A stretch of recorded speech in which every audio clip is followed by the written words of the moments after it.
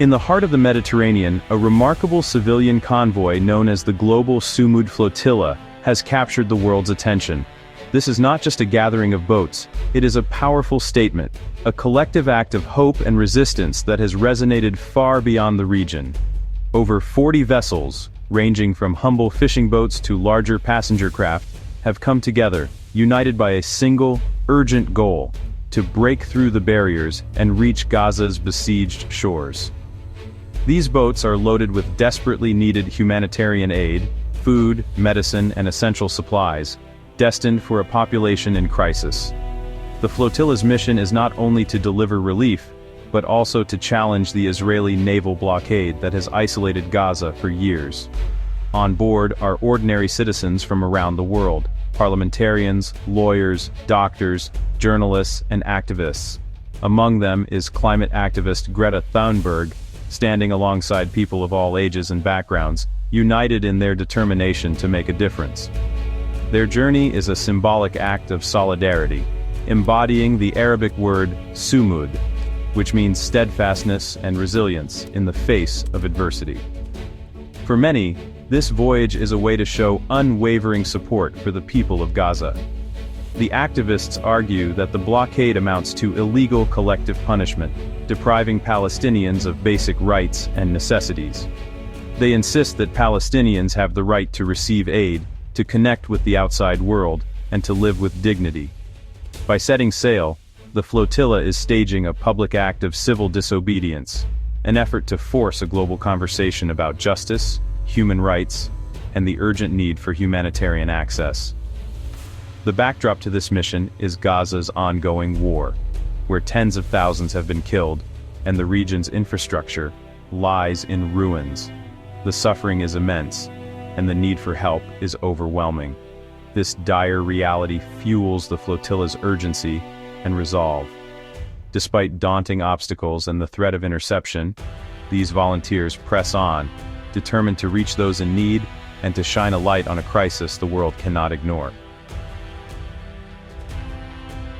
Tension aboard the flotilla had been mounting for days, but everything changed on September 24, 2025, when a routine journey suddenly turned into a crisis that would capture the world's attention.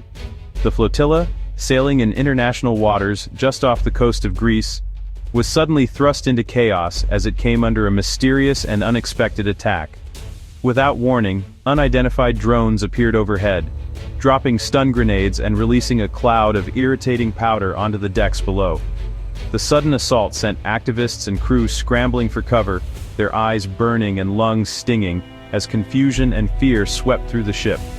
Miraculously, there were no serious injuries, but the psychological impact was immediate and profound. The attack, widely believed to have originated from Israel, sparked urgent debates about the boundaries of maritime law and the vulnerability of civilians at sea. Legal experts and human rights advocates quickly weighed in, questioning the legitimacy of such force in international waters. Israel refused to comment on the incident, fueling speculation and outrage. What had started as a tense political standoff now escalated into a direct and dangerous confrontation, with the threat of further violence looming over the flotilla. The United Nations responded swiftly, calling for a transparent and thorough investigation into the attack. Meanwhile, activists aboard the flotilla argued that the assault only underscored the urgency and importance of their mission, strengthening their resolve in the face of adversity. As the hours passed, surveillance drones continued to circle ominously above the ships, their presence a constant reminder that the flotilla was being watched, and that further intervention could come at any moment. The tension among the crew and passengers was palpable. Now the activists and crew faced not only political obstacles, but the very real and immediate risk of forceful interception, or even escalation to open conflict. Every decision became fraught with risk. The drone strike marked a turning point, drawing the attention, and the ships, of European navies into the region. The Mediterranean was suddenly the center of a high-stakes confrontation, with global powers watching closely. As warships gathered and diplomats scrambled to respond, the Mediterranean had become a stage for a looming diplomatic crisis, with the fate of the flotilla and the region hanging in the balance. In the tense aftermath of the drone attack, Italy took a decisive and unexpected step, dispatching a modern naval frigate to provide direct escort for the activist flotilla. This was not just a show of force, but a clear signal to the world that Italy was willing to intervene to protect civilians at sea. The sight of the Italian warship gliding alongside the smaller vessels sent a powerful message of solidarity and deterrence. For the first time, a European military vessel physically placed itself between the activists and the threat of Israeli interception, raising the stakes and shifting the dynamics in the eastern Mediterranean. Spain quickly followed Italy's lead, sending its own navy ship to join the mission. The presence of two European warships transformed the flotilla's journey into a multinational operation, drawing even more international attention. Italian Defense Minister Guido Crosetto emphasized that the mission was strictly humanitarian, aiming to ensure the safe passage of aid and activists, and not intended as an act of hostility toward Israel. For Prime Minister Meloni's government, which had previously maintained a strong pro-Israel stance, this move marked a significant and dramatic policy shift. Mounting public pressure and growing outrage over the humanitarian crisis in Gaza forced the government to reconsider its position.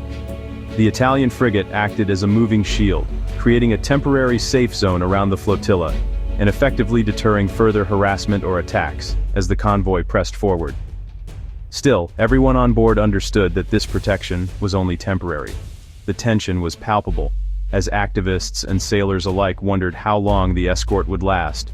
The critical question loomed: what would happen when the flotilla finally approached Gaza's waters, and the warship's mandate to escort them came to an end? Would the activists be left vulnerable once more? For now, the activists felt a sense of relief and safety, buoyed by the presence of the European navies. But beneath the surface, everyone knew that the countdown to a possible confrontation had already begun. Around the world, millions watched the unfolding drama, as each passing mile brought the flotilla closer to a moment of truth, and the stakes continued to rise. While the Navy shielded the flotilla, Rome scrambled to avoid a direct clash with Israel. Prime Minister Meloni publicly criticized the activists, calling their mission dangerous and provocative.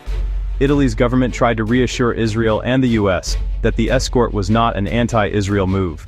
Defense Minister Crosetto proposed a compromise dock in Cyprus, transfer aid via established channels with Israel's cooperation.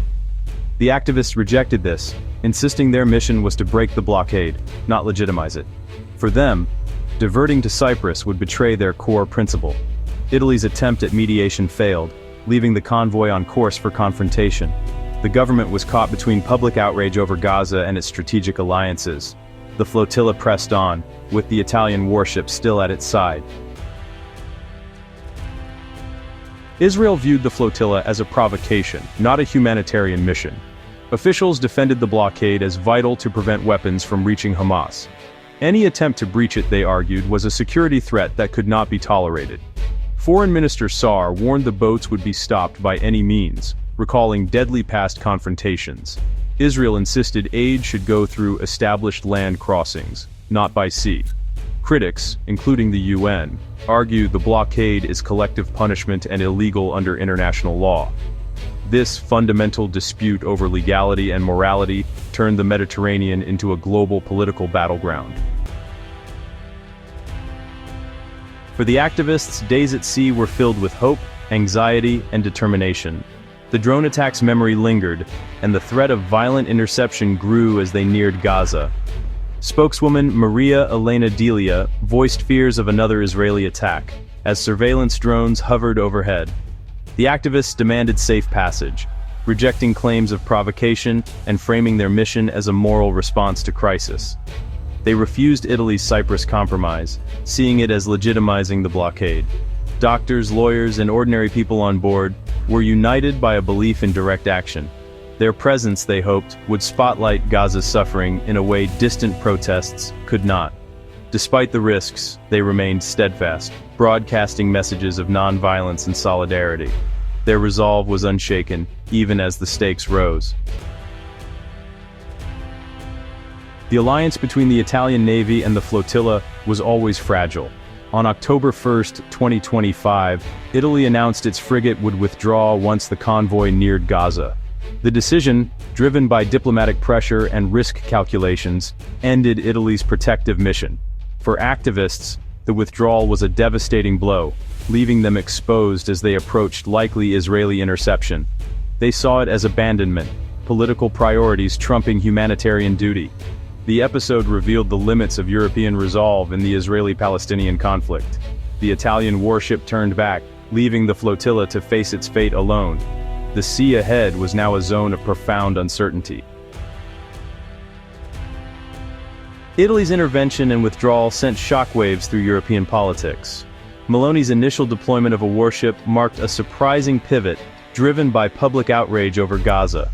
The reversal, however, strained relations with Israel and the US, and damaged her credibility at home. Critics saw the withdrawal as a retreat, exposing the limits of Europe's humanitarian commitment. The episode highlighted Europe's struggle to form a coherent Gaza policy amid deep divisions. The flotilla crisis showed the war's direct impact on European politics and public opinion. Leaders now face tough choices, caught between humanitarian values and strategic alliances. The fate of the flotilla, and Europe's moral stance, remains uncertain.